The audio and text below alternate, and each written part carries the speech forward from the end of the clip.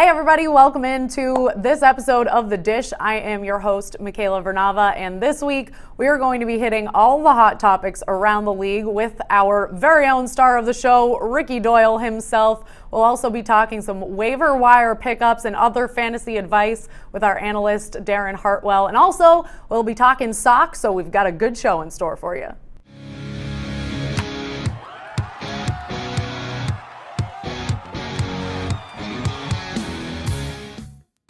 All right, I don't know about you guys, but I am fired up for this episode of The Dish. I am now alongside said star of the show, Mr. Ricky Doyle. You look fired up. I'm jacked up. I am fired up. It's great to be here. There are a lot of hot topics around the league to be fired up about. That's right. So let's get to it. We got Matt Harvey suspended 3 games by the Mets for some alleged chicanery. He's since apologized to the team. What do you make of all of this? That's a good way to describe it because I think that's exactly what it is. It's still trying to kind of make heads and tails of what exactly he was doing Friday night into Saturday. But you know, Cinco de Mayo Friday night. It was, yeah. So maybe he got out, he got a little cooked. He had some beverages, whatever. That's one of the reports out there. But the fact of the matter is, he didn't show up to work, and that's kind of where my issue lies. He acknowledged, you just can't. I mean, he acknowledged that he went out Friday night, and then said that he also got up to golf Saturday morning, and that was at that point, that's when he developed the migraine. Obviously, probably a hangover if you believe the other report. But fact of the matter is, he didn't show up to work. Mets didn't take too kindly to that. They sent out they sent people to go check on him, which is just it kind of speaks to maybe the lack of trust that they have. I don't know. It's just kind of a weird situation. He held himself accountable, so I think that's the good thing here. But it's definitely it's another thing that the Mets have to worry about, and they have some issues that they got to iron on. So not an ideal situation in Queens, that's for sure. Yeah. So do you think this is kind of signs that maybe these two parties should part ways? I don't think it's imminent. Maybe if they struggle and they try to make a move at the trade deadline, or maybe in the offseason, but I don't think it makes any sense for them to trade him right now. Meanwhile, across town, the good old Yankees, they have been exceeding expectations at the start of this season.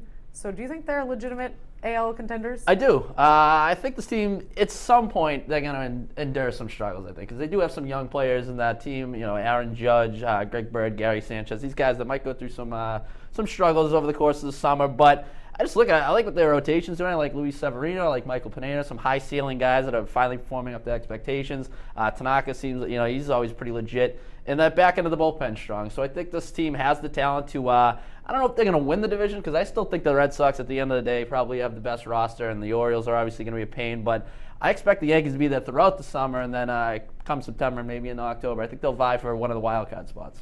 No tomfoolery over there. No chicanery. No. Yankee Stadium, no. Those pinstripes. Nice and buttoned up. Yeah. Nothing strictly business. If they're hungover, they're hiding it well, so that's a good thing. Exactly. All right. Well, for now, let's send it over to Darren Hartwell. He's got some fantasy baseball advice for you. Welcome into Fantasyland. I'm Darren Hartwell, and we're back this week with another look at the waiver wire, where we'll target players owned in less than 50% of Yahoo leagues who are worth scooping up. First on the docket is A's first baseman Yonder Alonso. Alonso already has tied his career high for homers with 9 through his first 30 games, but he's been more than just a home run guy, batting .298 with an OPS north of 1,000 thanks to a retooled swing. My advice, get him while you can. Let's move across the infield to another guy I like, Yankees shortstop Didi Gregorius. Gregorius is back on the field after starting the season on the disabled list, and he's looked pretty solid, driving in 7 runs in his first 10 games. If you're in a mixed league and need some help at the position, grab Didi before his profile increases. I'm looking in the bullpen for my final ad, and that's Tigers reliever Justin Wilson. K-Rod has been an absolute disaster as Detroit's closer, and it's only a matter of time before the Tigers shake things up. Wilson should be the lead candidate to take over the job, as he's a hard-throwing left-hander with a 1.32 ERA and a high strikeout rate. That's it for today's trip to Fantasyland. Let's send it back to reality with Michaela and Sam for a look at the Red Sox. All right, time now to talk some Red Sox. I'm joined by Sam Galanis. And Sam, Stephen Wright underwent successful surgery on his left knee on Monday, but that ended his 2017 season. Sox obviously hoping David Price will return soon, but in the meantime, who do you think should take Wright's spot in the rotation? Well, rumor has it that David Price could be back as early as at the end of May. So that's the hope, and the hope would be that they don't need too many spot starts. It didn't work out with Kyle Kendrick when he filled in for Stephen Wright. He gave up 6 earned runs over 4 innings.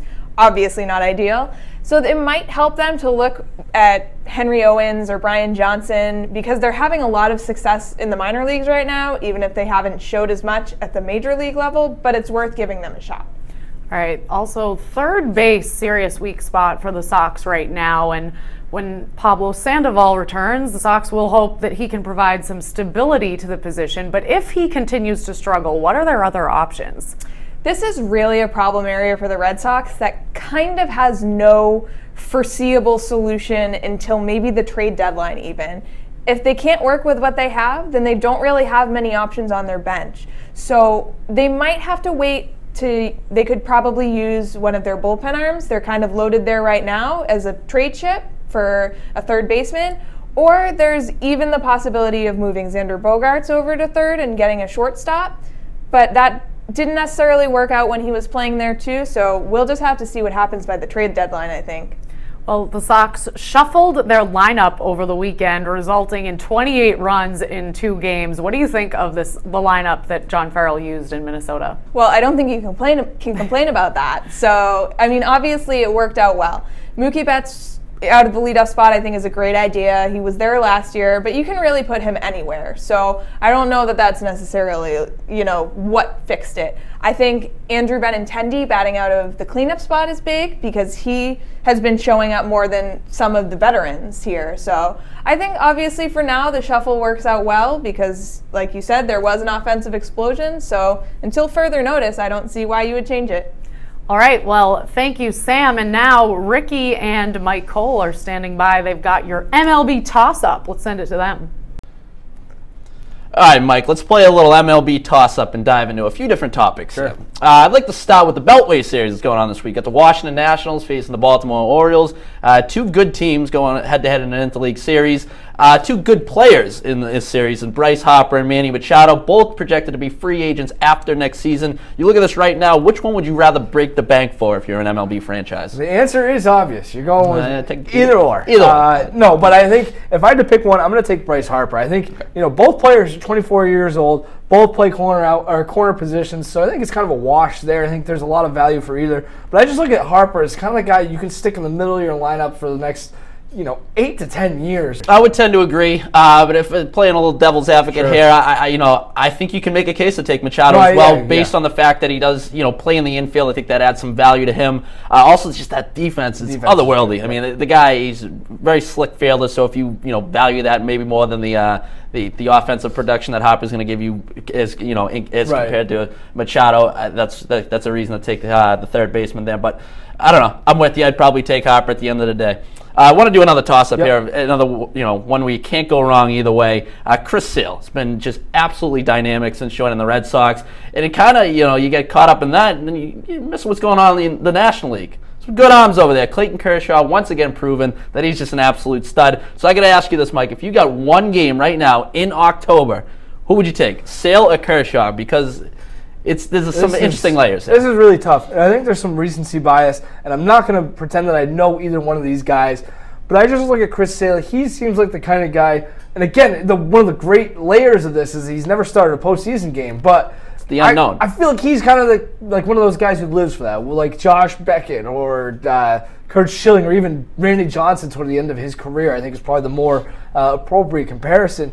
He seems like the kind of guy who wants the ball in the situation. And that's a very intangible, unprovable thing. But when these guys, they're so similar. They're the 1A and 1B when it comes to left-handed pitchers. So, you throw out all the stats. I think it's pretty much a wash there and just go off a gut feeling. I'm going to take Chris Sale. I'm going with the gut, but I'm going to take Kershaw. Just because I still think that he's still the best pitcher on the planet right now. And that's saying a lot because of how good Sale's been. But I feel like with Kershaw, it's just a matter of time before he breaks through. And maybe that's just me being ignorant because it hasn't happened to this point. He was better. He's been better. Yeah. So he's incrementally improving. I think at some point he gets over that hump. So I'm going to take him, but it's, as you said, still so close.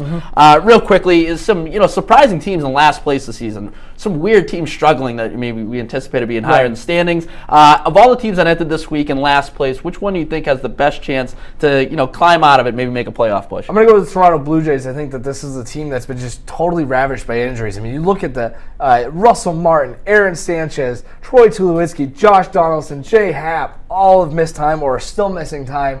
I think, and this is a big if, given the injury history that they've had this season alone, if those guys can get healthy, if they get all of them back, I think this is, it's a team that is as capable as any of going on a prolonged run over the course of a month to 6 weeks. I just think that division's really tough. It's going to be tough for them to get to move up the standings, I guess. Whereas I look at the Rangers, and I think they have a lot of talent, particularly offensively, that hasn't gotten going yet. And I also think they play in a pretty crappy division. So I like the Astros. I actually like them to get to the World Series in the AL. But I look at the rest of the division. I'm not sure that they can, that they're going to be able to keep the Rangers in the basement for too long. I think that offense heats up in the summer. Hopefully they get Cole Hamels back, because that's obviously a big injury. But I just think the talent's there for them to, I don't want to say challenge the Astros, but maybe make a playoff push towards one of the wild card spots. Sure. Well, it's time for Fantasyland, where we get your fantasy baseball advice from Mr. Darren Hartwell. Yep. Darren, you ready for this? Oh, I'm ready. Let's do it. All right. Well, Ryan Zimmerman, many people are calling him the best of the MLB 2017 season so far. Do you think his resurgence is the real deal, or should you sell while the selling's high? Well, I mean, it's a pretty big sample size, right? He's already played over 30 games. He's batting .420, which is pretty remarkable. But, those numbers are so high that I think you have to sell him. I think it's just at this point, I mean, I hate to break it to Zimmerman owners. He's not hitting .420 the entire season.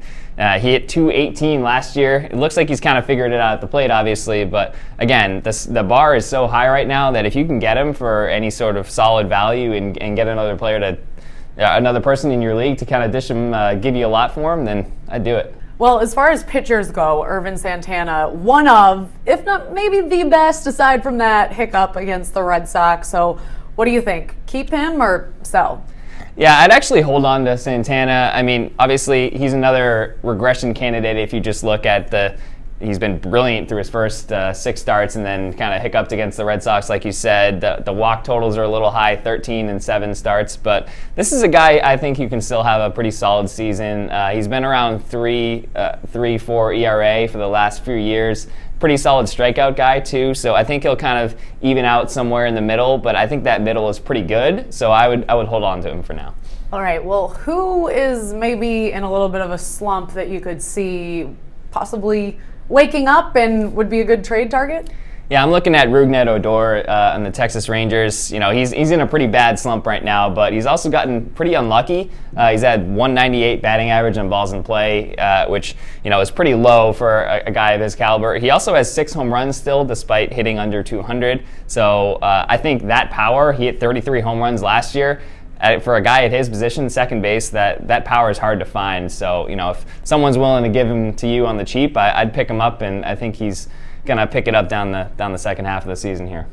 All right, Darren. Well, thanks so much for the advice. Great advice, as usual. And that'll do it for this episode of The Dish. Still plenty of baseball to come. Yeah. And we will have much more of this. So make sure to keep it locked on NESN.com.